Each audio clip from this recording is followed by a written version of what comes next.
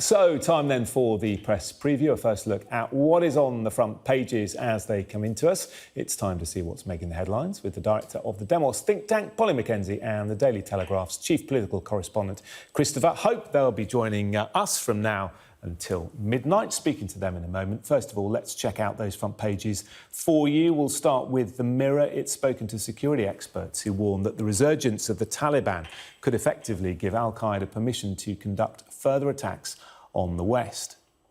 The Daily Mail reports on British paratroopers' efforts to maintain control of Kabul airport, describing it as our boys' last stand. And The Guardian also covers the situation in Kabul.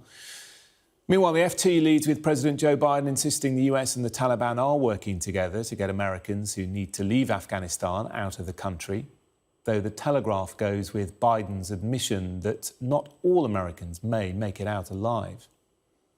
The Times is concerned with whether or not Afghans themselves may have safe passage out of their homeland. The Sun leads with a miraculous escape from a jail in Kabul by a former British soldier as the Taliban entered the capital. In other news, the Express splashes with the approval of Ronapreve, the first drug specifically designed to treat COVID-19. And the Star warns that the recent chicken shortage experienced by Nando's could extend to turkeys come Christmas. And we're joined by Polly Mackenzie and Christopher Hope. A very good evening to you both. Good to see you this Friday night. Polly, why don't we start with you and the front page of the Daily Telegraph. I mean, all the papers pretty much have Afghanistan on the front pages, and many carrying pictures similar to this one on the front of the Telegraph, a little child there being lifted over the barrier at the airport. Really heartbreaking scenes we've witnessed today. Our correspondent Stuart Ramsey right in the middle of it all. And Joe Biden, Polly, admitting this evening we might not get everyone out. Yeah, there are echoes of an interview that Ben Wallace, our Secretary of Defence, gave just a couple of days ago, where he said the same thing. There are, with tears in his eyes, that there are some people we will leave behind, both potentially UK nationals, but also allies. And this is Biden admitting the same thing. It was an interesting press conference. He took a lot of questions. The Telegraph is focusing on this particular angle, which is the one area where it felt like President Biden was kind of admitting to weakness and lack of strength.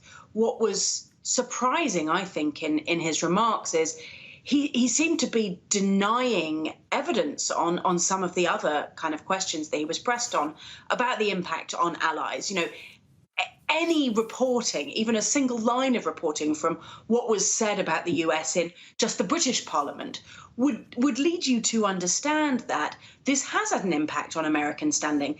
It might still be the right thing to do, and President Biden is absolutely robustly defending that position, but to be implying, as he did, that it hasn't had any consequence on or any impact at all on US allies, it strikes me as odd. Because, you know, and we're also seeing these heartbreaking images. You know, this child here on the front of the Telegraph. Yesterday, there were pictures of a mother handing over a sick baby.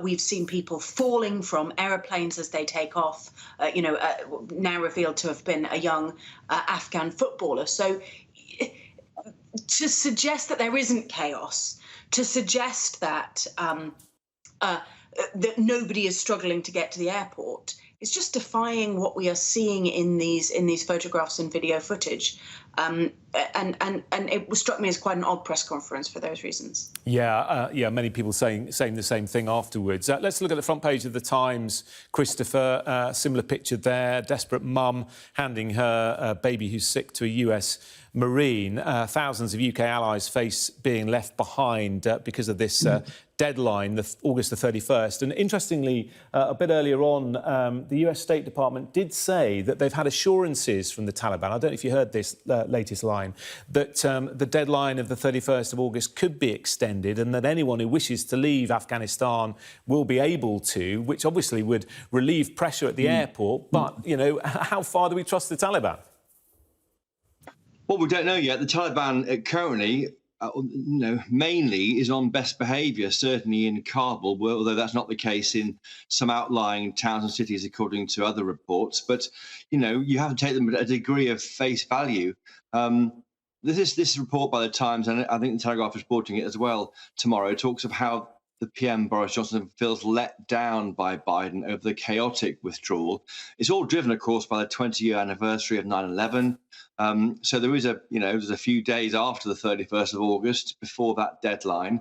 But the risk is huge to Biden and to a lesser degree to the UK, because if people are left there, British people are left there, there are 6,000 British and Afghan citizens who need to get out. If they're left there just for the UK and things happen to them, that's going to be obviously dreadful, politically highly damaging. And I do think this is going to prompt a reappraisal, not least of our intelligence and what we know about the risk to this kind of thing happening again. We appear to be caught short. There'll be an inquiry, I think, by the Intelligence and Security Committee into that, but also the special relationship with America, whether we'll be so keen to go into foreign adventures with America in the same way as we did all those years ago. I think it's a real reckoning, I think, in the special relationship. We'll just have a quick look at the Daily Mail. We won't necessarily dwell on this because we need to move on. But I've personally been very struck today at the professionalism of the paras out in Kabul. We've seen, as I say, incredible footage today of the troops sort of holding the line, their professionalism in what is a highly stressful and emotional situation. Our boys' last stand in Kabul, the Daily Mail have gone for. But let's look at the Mirror, Polly. Clear and present danger. They've spoken to Colonel Richard Kemp, former commander, of course, of the British forces in Afghanistan, and he is making it very clear that Al-Qaeda will be back. Yeah, I mean, we have to remember that for all of the problems with this 20-year project in Afghanistan, we and the US did not invade in the first place just, for the jolly. It was because Afghanistan was a hotbed of terrorism training camps and support for Al-Qaeda, which enabled those horrific attacks on 9/11. The intervention was necessary. Was it well planned? Was there an exit strategy? Clearly not, and it has not been a success. But without the US and allied troops there, with the Taliban now in charge. And, of course, remember, Afghanistan is a complicated country, lots of regional warlords who kind of families who may or may not ally with the Taliban, who have plenty of power in their own parts of the country as well. So it's not an easy country to run, even if the Taliban were to surprise us and be more reformist, more anti-terror. Yeah. You've also got, the Pakistan border regions. So this is a real danger, which I think is important that the Mirror is kind of reminding us of at this point. Yeah, your thoughts on this, Christopher? Well, the hope is that this doesn't come to pass. The Taliban were last in power 20 years ago. Times have changed. The hope is that they can respect women properly. They have taken questions at that amazing press conference this week in Kabul. The worry is that Al-Qaeda, if they can't establish authority, the Taliban, then these ungoverned spaces will become breeding grounds for terrorism. That's what Colonel Richard Kemp is warning in that Daily Mirror splash. And that's going to be the legacy of what's happened over the past 7 days. And that's what we'll be reading about and talking about a lot for months to come. Yeah, just staying with you, Christopher, I just want to bring in the Times. Let's look at the domestic situation with regard to Dominic Raab. We'll get Polly's thoughts on this in a moment. But just staying with you, Tory MPs turn on Raab after a week of chaos and carnage. I mean, has he ridden this out, do you think, or has it still got a distance to run? Well, I've been told by very senior government sources he has ridden it out. If nothing else changes, there were no photographs yet of Dominic Raab in Crete last Saturday and Sunday as Kabul fell. Now, a split picture of him on his sunbed or playing tennis on the beach against the horrors in Kabul would be very bad front pages on Sunday. They haven't appeared yet. They may not appear.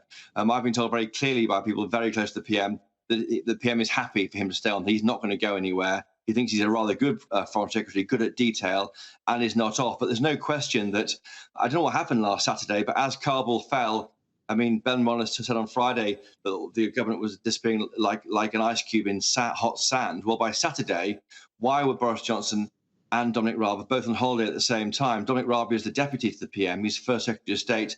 This shouldn't happen. It looks chaotic, and that's what Keir Starmer did so well at highlighting in the Commons on Wednesday. The big concern is intelligence. Why were our political leaders not warned in advance about what was happening. Polly, I want to get a thought from you on this. Ben Wallace also said that one phone call wouldn't have made a blind bit of difference. Yeah. Well, clearly, no phone call from Dominic Raab would have prevented the collapse of the Afghan government or the Taliban from taking Kabul. The question is whether in those extreme circumstances, when you know so much is at stake, you will do whatever it takes, even if the chances of it helping very much are small. There are questions here, but I think, as Christopher says, the most important questions are about this intelligence failure.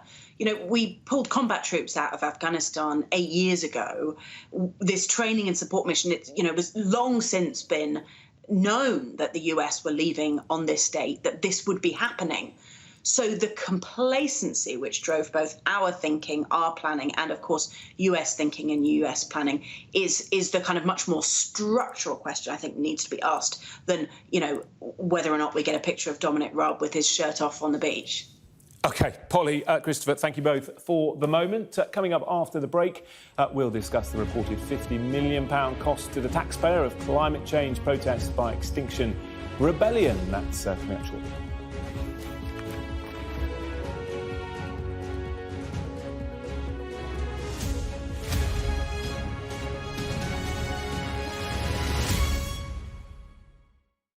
Hello again. Part two of the press preview now. Polly and Christopher still with us. Polly, let's turn to the Times. Extinction Rebellion, more protests on the way, and they're expensive. Yeah, protests are both an essential part of a functioning, healthy democracy, including people protesting that you or I might not agree with.